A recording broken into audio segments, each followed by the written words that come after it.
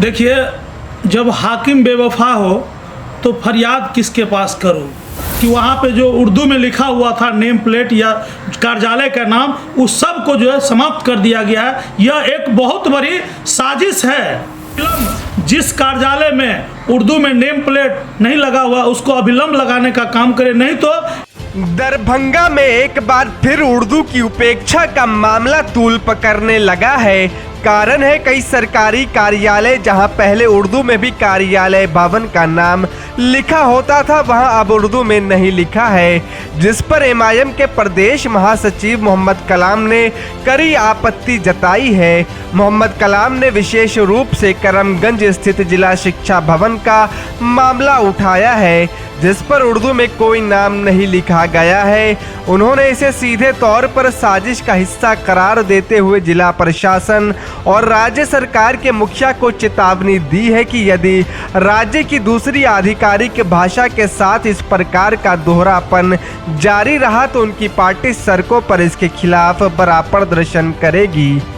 जी कलाम साहब, आप लोग उर्दू की बात करते हैं, लेकिन दरभंगा में देखा जा रहा है कि जो बिहार में दूसरी राज्य भाषा का जिसे दर्जा प्राप्त है, जिला शिक्षा भवन हो या अन्य कार्यालय, वहाँ पर उर्दू में नाम तक नहीं है। देखिए, जब हाकिम बेवफा हो तो फरियाद किसके पास करूं?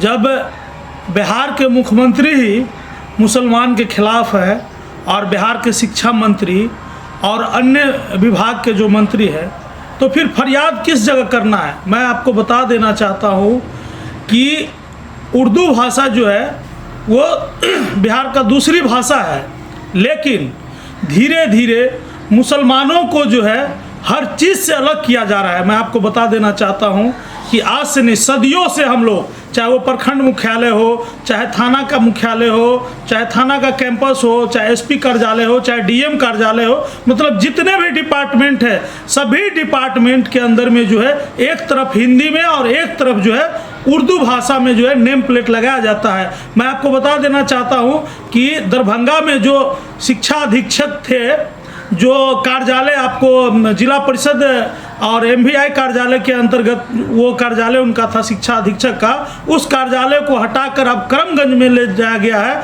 और वहाँ हम लोगों ने कई रोज से देखने का काम किया हूँ कि वहाँ पे जो उर्दू में लिखा हुआ था नेम प्लेट या कार्यालय का नाम, उस सब को जो है समाप्त कर दिया गया है। यह एक बहुत बड़ी साजिश है बिहार सरकार का, और खासकर बिहार के मुख्यमंत्री और जो शिक्षा मंत्री है, इन लोगों का ये साजिश है कि धीरे धीरे हर चीज़ से मुसलमानों को जो है अलग करने का।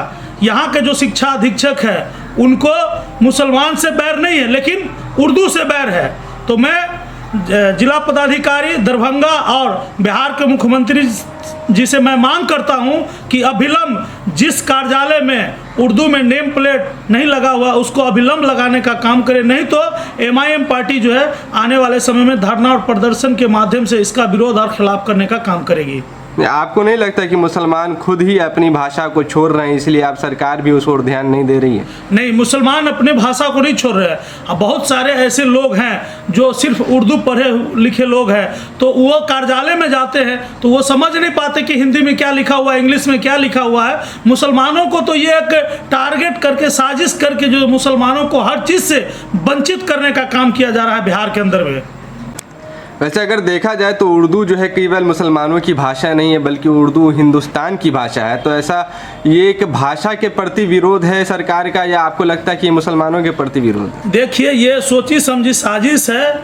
इसमें जो सरकार का जो साजिश है ना, मुसलमानों का आबादी, मुसलमानों का जनसंख्या, मुसलमानों का विकास देखकर जो है यहाँ की सरकार जो है घबरा गई है, और इस कारण से जो है मुसलमानों को टारगेट किया जा रहा है। निश्चित रूप से ये साजिश ही नज़र आ रहा है कि आप जो चीज़ सदियों से आ रहा है, आप बिहार के अलावा भी अगर अन्य राज्य में जाते हैं तो वहाँ उर्दू में नेम प्लेट देखने को मिलता है, तो फिर यहाँ बिहार में क्यों? जबकि आप बिहार में मुसलमानों का वोट लेते हैं, आप दोनों जो गठबंधन के लोग हैं वो वोट लेते हैं, लेकिन उर्दू को आप जो धीरे धीरे साइड कर रहे हैं। उर्दू में देख लीजिए, उर्दू शिक्षक का कमी है, उर्दू में जो है लोग मुसलमान बेरोजगार है, उर्दू टीचर का कमी है। तो यह सब चीज़ पे ध्यान नहीं इनका, सिर्फ ये वोट लेंगे मुसलमानों का और मुसलमानों का जो पैकेज है उनसे इनको परहेज है। नहीं, 8वीं सूची में मैथिली भाषा को जोड़ने के बाद अब देखा जा रहा है कि जगह जगह कार्यालयों में या भवनों पर अब मैथिली में नाम लिखा जा रहा है। चाहे आप बेनीपुर में जाके देखें तो वहाँ कई जगह कार्यालयों पर मैथिली में नाम है लेकिन उर्दू में नहीं है। देखिए, अगर मैथिली